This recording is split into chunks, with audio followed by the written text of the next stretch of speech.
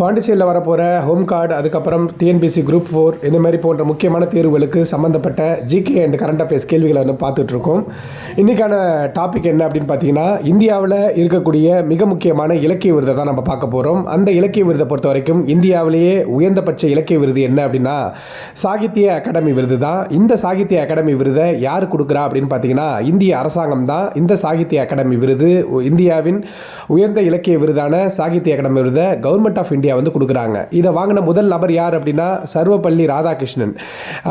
சாகித்ய அகாடமி விருதை ஃபர்ஸ்ட் வாங்கினது யார் அப்படின்னு பார்த்தீங்கன்னா சர்வப்பள்ளி ராதாகிருஷ்ணன் அவர் தான் வாங்கியிருப்பார். இந்த வருடம் 2023 இந்த சாகித்ய அகாடமி விருதை வாங்கினது யார் அப்படின்னு பார்த்தீங்கன்னா ராஜசேகரன், ராமகிருஷ்ணன், பதஞ்சலி. ராஜசேகரன் அப்படிங்கிறவர் தமிழ் எழுத்தாளர், ராமகிருஷ்ணன் அப்படிங்கிறது மலையாளத்துக்காக வாங்கியிருக்காரு. அதுக்கப்புறம் பதஞ்சலி அப்படிங்கிற ஒரு தெலுங்கு எழுத்தாளர். சரிங்களா? சாகித்ய அகாடமி விருது தான் இந்தியாவில் கொடுக்கக்கூடிய இலக்கியத்துக்கு கொடுக்கக்கூடிய உயரிய விருது சாகித்ய அகாடமி விருது. ஓகேங்களா? ராஜசேகரன், ராமகிருஷ்ணன், பதஞ்சலி. ஓகே, ஃபஸ்ட்டு வாங்கினது சர்வப்பள்ளி ராதாகிருஷ்ணன். அடுத்து வந்து பார்த்திங்கன்னா ஞானபீட விருது, அதாவது ஞானபீத் அவார்டு அப்படின்னு சொல்லுவாங்க. இந்த ஞானபீட விருதை 1961 கொடுத்துக்கிட்டு வராங்க.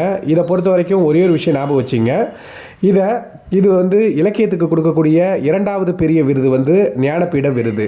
இதை இந்த வருடம் வாங்கினது யார் அப்படின்னு பார்த்தீங்கன்னா தாமோதர் மௌசோ அப்படிங்கிறவர் கொங்கணி மொழிக்காக வாங்கியிருக்காரு. இவர் கொங்கணி மொழி எழுத்தாளர். ஓகேங்களா?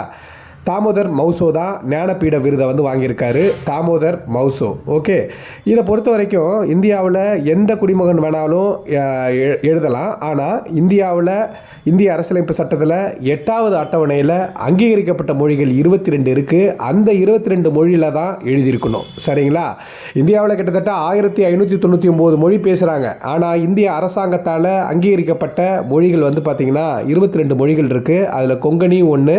இந்த தாமோதர் மௌசோ அப்படிங்கிறவர் கொங்கணி எழுத்தாளர். அவர் அதற்காக வந்து பார்த்தீங்கன்னா வாங்கியிருக்காரு. சரிங்களா? ஞானபீட விருதை பொறுத்த வரைக்கும் இதை யார் வழங்குறா அப்படின்னா சாஹு ஜெயின் ஃபேமிலி. ஓகேங்களா? சாஹு ஜெயின் ஃபேமிலி ரொம்ப ஃபேமஸாக இருக்கக்கூடிய Times of India news paper இருக்குங்களே, அதனுடைய நிறுவனரே இவங்க தான் இந்த ஞானபீட விருதை இந்தியாவில் அங்கீகரிக்கப்பட்ட மொழிகளான 22 மொழிகளுக்கு எழுதுகிற எழுத்தாளருக்கு கொடுக்குறாங்க. சரிங்களா?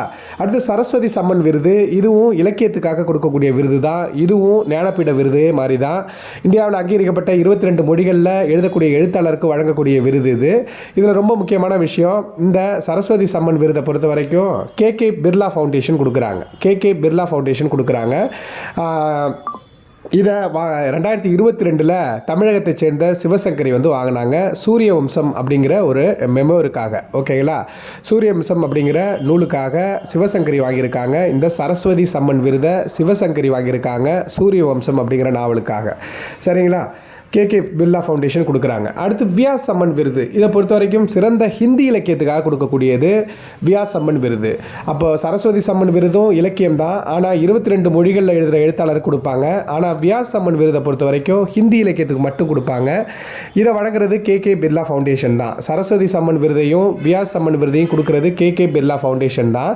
சரஸ்வதி சம்மன் விருதை வாங்கினது சிவசங்கரி, வியாஸ் சம்மன் விருதை வாங்கினது புஷ்ப பாரதி அப்படிங்கிறவங்க. சரிங்களா? புஷ்ப பாரதி அப்படிங்கிறவங்க வாங்கியிருக்காங்க. சரிங்களா? அடுத்து கடைசியாக இந்தியாவில் இலக்கியத்துக்கு கொடுக்கக்கூடிய விருது கடைசி என்ன அப்படின்னா மூர்த்தி தேவி அவார்டு அப்படின்னு சொல்லுவாங்க.